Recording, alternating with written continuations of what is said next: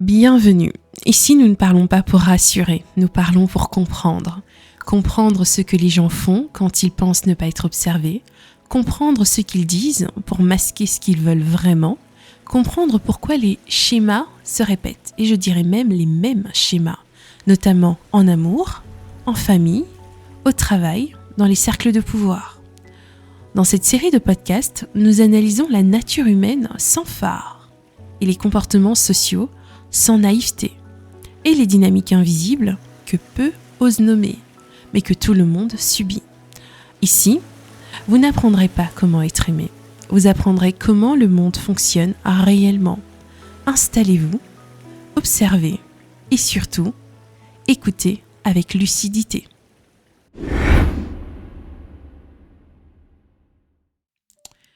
On vous a appris que jouer franc jeu était une preuve de noblesse, que dire la vérité protégeait, que la transparence appelait la justice. Vous êtes en train d'écouter une future avocate. Et j'ai envie de vous dire que dans les jeux du pouvoir, on n'applique pas le franc jeu, oui. Et je pense que c'est même une des raisons pour lesquelles on n'aime pas beaucoup les avocats. Pourquoi Mais c'est quelque chose qu'il faut comprendre. Et j'espère qu'à l'issue de ce podcast, vous comprendrez que dans les règles de l'ascension, vous ne pouvez pas vous permettre de jouer franc jeu parce que vous voulez paraître tellement authentique et tellement vrai avec les gens. Dans un monde juste, ce serait vrai de jouer franc jeu. Mais dans le monde réel, dans le monde dans lequel on est, étant donné, et vous le savez, que nous vivons dans un monde injuste, c'est très dangereux de jouer franc jeu.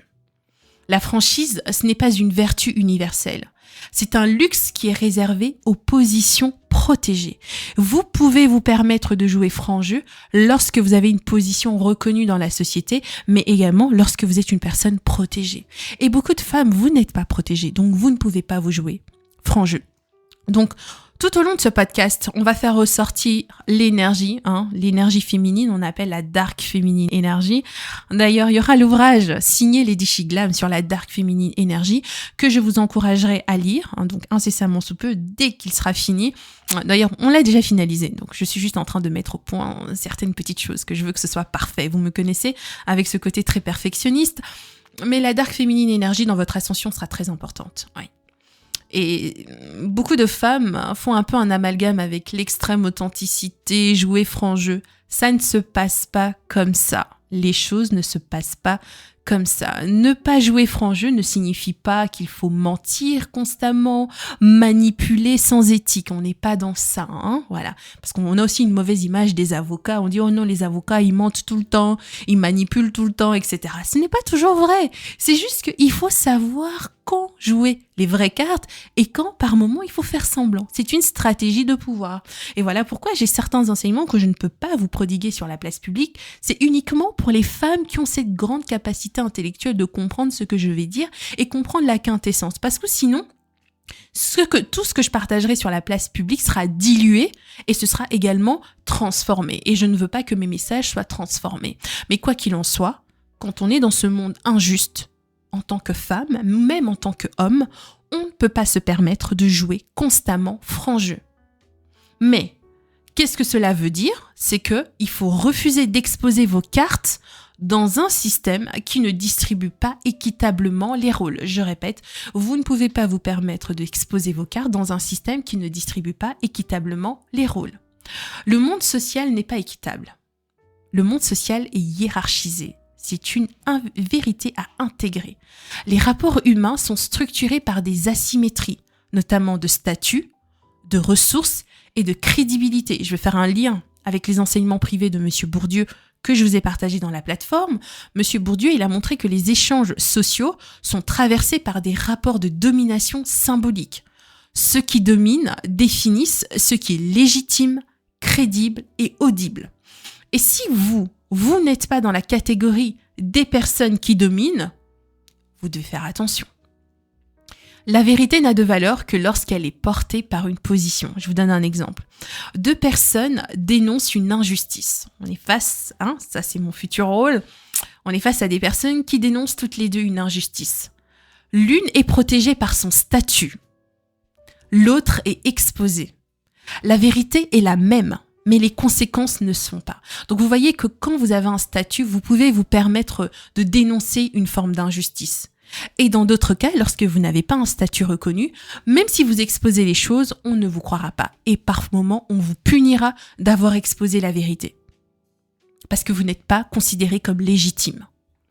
Jouer franc jeu, c'est souvent jouer à découvert. Dans un monde injuste, la transparence devient une asymétrie offerte. Dire toute la vérité à ceux qui n'ont rien à perdre, c'est leur donner une arme. D'ailleurs, par rapport à ce podcast, je vais le partager en privé, dans la communauté privée, donc dans les prochaines semaines. Donc vous savez que je suis en train de préparer quelque chose d'important, celles qui sont dans la communauté privée. Donc je vais vous partager donc cet enseignement sur le fait que dire la vérité à des personnes qui n'ont rien à perdre, c'est une façon de vous mettre en danger dans votre ascension. Je donne un exemple. Vous exposez vos intentions, vous exposez vos limites, vous exposez vos doutes. L'autre garde les siens. Vous avez créé un déséquilibre informationnel. Vous ne pouvez pas vous permettre d'être toujours celle qui est très volubile dans une conversation. Vous partagez beaucoup. L'autre est succinct, ne partage très peu. Une fois qu'une personne est comme ça, vous rétrogradez ce que vous partagez avec elle. De toute façon, dans l'ascension, on ne peut pas se permettre de trop partager, d'être un livre ouvert et de tout dire. C'est très dangereux. Très, très dangereux.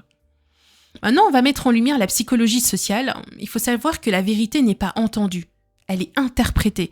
Voilà pourquoi Confer, un podcast précédent où je vous ai dit que il faut faire attention à qui est-ce que vous parlez. Il y a des informations, quand ça arrive dans les oreilles de certaines personnes, elles vont très mal l'interpréter. Et tout au long de cet enseignement, j'ai mis en lumière les 6 profils des personnes dont il faut se méfier lorsqu'on est dans son ascension. Monsieur Daniel Kahneman, ce grand psychologue, il a montré que les humains ne traitent pas l'information de manière neutre. Ils filtrent selon leurs intérêts, selon leurs biais cognitifs, mais également selon leurs peurs. La vérité ne protège pas de la mauvaise lecture. Donc même si vous dites la vérité, si la personne en face de vous ne peut pas en faire une lecture appropriée, vous avez fourni une information dans les mains d'une personne qui ne la méritait pas. Je donne un exemple. Vous êtes honnête sur vos intentions. Elles seront interprétées comme de la naïveté. Voilà pourquoi les personnes très honnêtes, là, très ouvertes, là, faites attention parce que votre naïveté vous jouera des tours. Sachez également que lorsque vous êtes honnête sur vos intentions, cela peut être perçu comme une faiblesse dans les lois du pouvoir. Sachez que vos intentions, votre honnêteté, lorsque vous êtes honnête sur vos intentions, cela pourrait être interprété comme un aveu.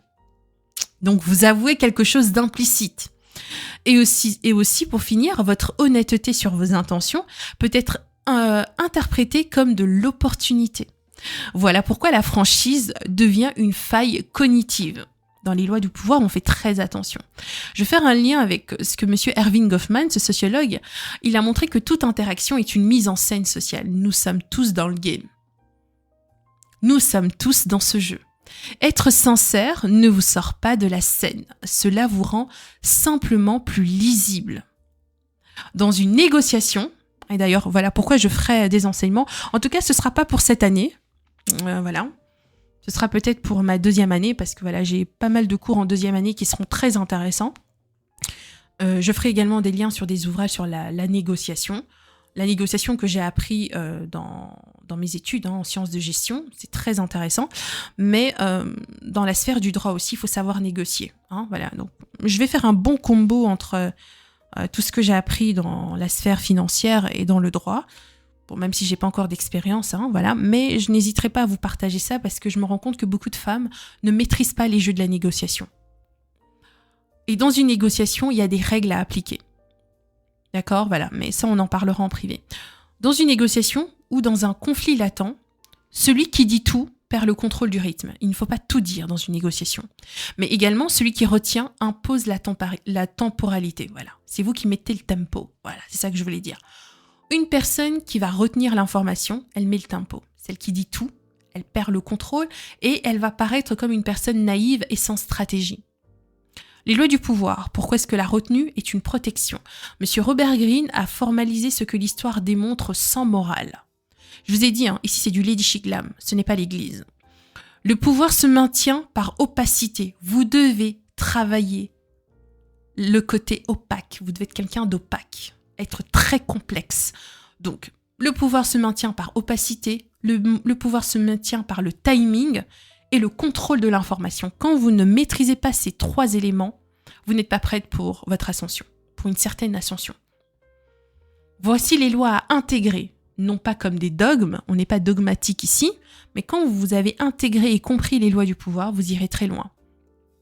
Une fois que vous intégrez ces lois, vous les voyez comme des outils de survie stratégique. Une des lois de pouvoir à intégrer et des fois même à appliquer, parce qu'il y a des lois il faudra appliquer quand c'est nécessaire. La loi numéro 3, cachez vos intentions. La transparence prématurée expose vos angles faibles. Ne pas annoncer tous vos projets tant qu'ils ne sont pas solides. Je dis bien tous vos projets. Et par moments, j'ai envie de vous dire, des fois, il faut mentir sur vos intentions. Oui. Mentir, c'est un grand mot. Je pense que c'est un mot qui dérange beaucoup de personnes. Mais vous pouvez dire, je suis en train de travailler sur ça, alors que vous n'êtes pas en train de travailler sur ça. Vous êtes peut-être en train de travailler sur autre chose. Donc, vous mettez des gens sur une fausse piste. C'est important de pouvoir travailler ça. Parce que certaines personnes vont vous attendre sur ce chemin-là. Après, ils se rendent compte que non, vous mettez sur la table autre chose. Donc, par moment, mettez les gens dans le flou. Vous dites des choses qui sont tout à fait opposées de ce que vous êtes en train de faire. Laissez croire que vous hésitez quand vous avez déjà décidé. Loi numéro 4, dites-en toujours moins que nécessaire. La parole excessive réduit votre aura. Donc, qu'est-ce qu'il faut faire? Être succincte, avoir des réponses brèves, des silences assumés, pas d'explications automatiques. Loi numéro 6, attirer l'attention à bon escient. La visibilité mal maîtrisée attire les résistances. Avancez discrètement, laissez les résultats parler avant les discours. Loi numéro 19, sachez à qui vous avez affaire. Ne jouez pas franc jeu avec ceux qui interprètent mal. Face à des profils envieux, instables ou sans rien à perdre, enseignement que j'ai fait dans un podcast que vous pouvez retrouver également sur YouTube et dans la communauté privée. Face à des personnes qui ont des profils envieux, instables ou sans rien à perdre, qui n'ont rien à perdre, la retenue est une protection, ce n'est pas une ruse. Loi numéro 31, contrôlez les options. Faites croire que l'autre choisit. Présentez 2 alternatives déjà acceptables pour vous, plutôt qu'une vérité brute. Loi numéro 48, assumez l'informe. Ne vous figez pas dans une posture de sincérité rigide. Adaptez votre degré de franchise au contexte, sans jamais perdre votre axe intérieur. Alors maintenant, on va mettre en lumière la nature humaine. Pourquoi est-ce que la franchise est exploitée? L'humain n'est pas seulement rationnel. Sachez que l'humain, il est comparatif. Il est opportuniste et il est parfois défensif. La franchise est respectée chez les forts, mais elle est exploitée chez les vulnérables. Je répète, la franchise est respectée chez les forts et elle est exploitée chez les vulnérables. Je donne un exemple. Une personne puissante peut être brutale sans risque. En revanche, une personne en ascension doit être stratégique. Voilà pourquoi je vais attirer votre attention pour vous qui m'écoutez dans la communauté privée, vous qui êtes dans notre communauté, la haute instance. C'est très important que vous intégriez cet enseignement. Ne pas jouer franc jeu, cela ne veut pas dire devenir faux. Vous comprenez pourquoi certains enseignements, je ne peux pas me permettre de dire ça sur la place publique, parce que les gens vont diluer mes enseignements et ils vont faire sciemment de ne pas comprendre ce qui est dit. Pourtant, je suis très explicite. Ne pas jouer franc jeu, cela ne veut pas dire devenir faux. Il ne s'agit pas de mentir sur qui vous êtes.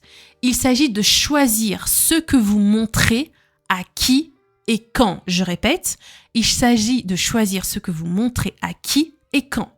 La retenue n'est pas le mensonge, c'est la hiérarchisation de l'accès. La retenue, ce n'est pas le mensonge, c'est la hiérarchisation de l'accès.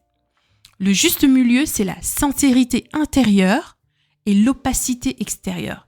Donc, d'une manière interne, vous devez être quelqu'un de sincère. Mais dans le monde extérieur, étant donné que nous vivons dans un monde injuste, vous devez devenir quelqu'un d'opaque. Vous pouvez être honnête avec vous-même, loyal envers vos valeurs et les défendre quand nécessaire, mais réservé dans vos interactions.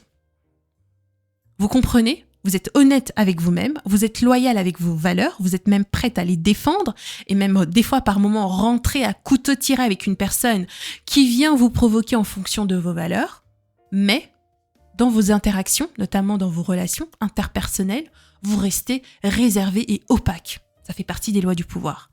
La cohérence intérieure n'exige pas la transparence sociale. Je répète, à partir du moment que vous êtes cohérente avec vous-même, en aucun cas vous êtes obligé d'être transparente avec le monde social, avec les gens autour de vous. Quand jouer franc jeu redevient possible. La franchise devient viable lorsque votre position est stable, lorsque votre capital est reconnu, mais également lorsque le coût de vous attaquer est élevé. Je vous ai dit cela, hein. D'ailleurs, il y aura un enseignement public phare que je vais vous partager sur la place publique sur YouTube, mais qui sera aussi accessible dans la communauté privée. Une personne qui vient vous attaquer, une personne qui tente de vous trahir, elle doit savoir que le coût sera très élevé en venant vous attaquer, en s'en prenant à vous.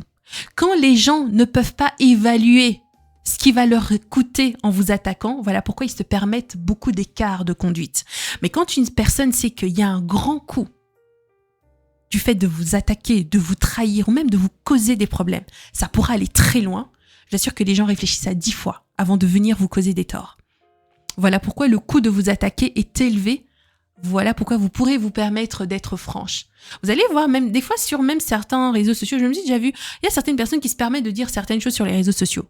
Ils ont une très grande audience, ils se permettent de dire beaucoup. Parce qu'ils savent que, même si on venait les attaquer, le coût ne sera pas élevé.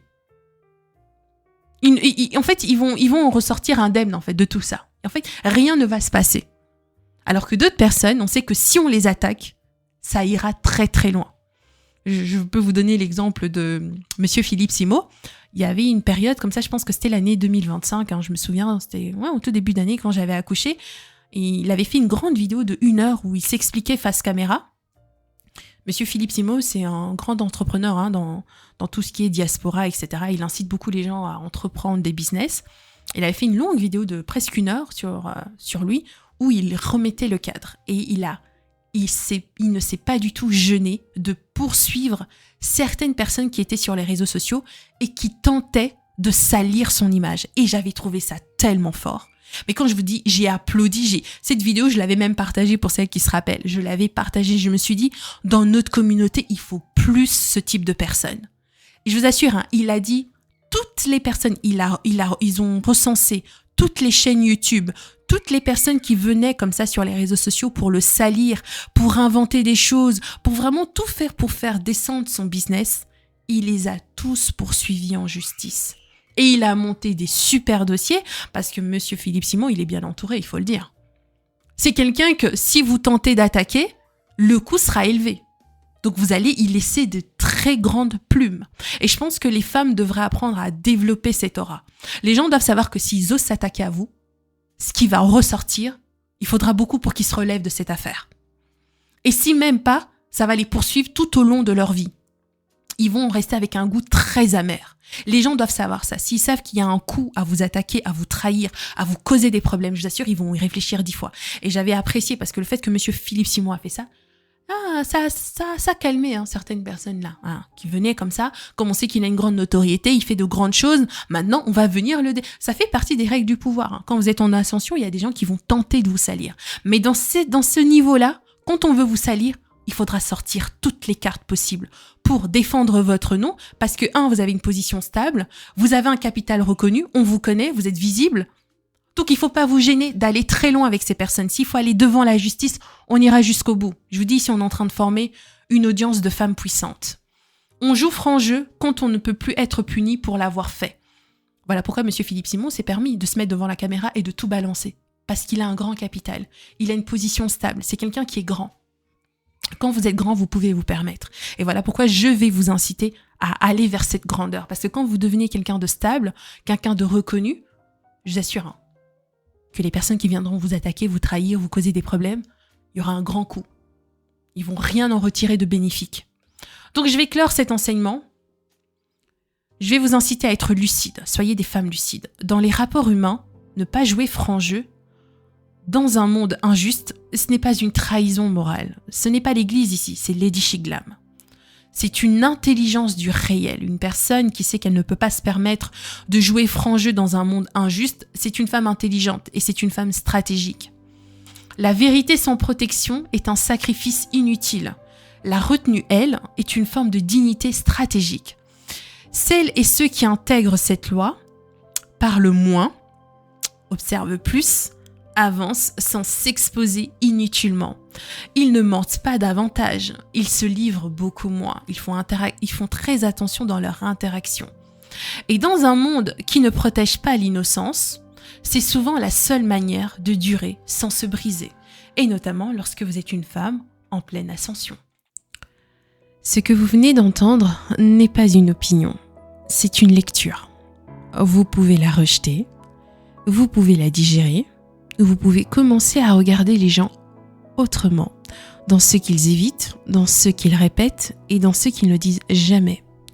Rappelez-vous, la majorité des conflits viennent d'une incompréhension des règles implicites, pas d'un manque de bonnes intentions. Si cet épisode vous a dérangé, c'est qu'il a touché juste. Si vous vous êtes reconnu, c'est que vous êtes déjà en train d'évoluer.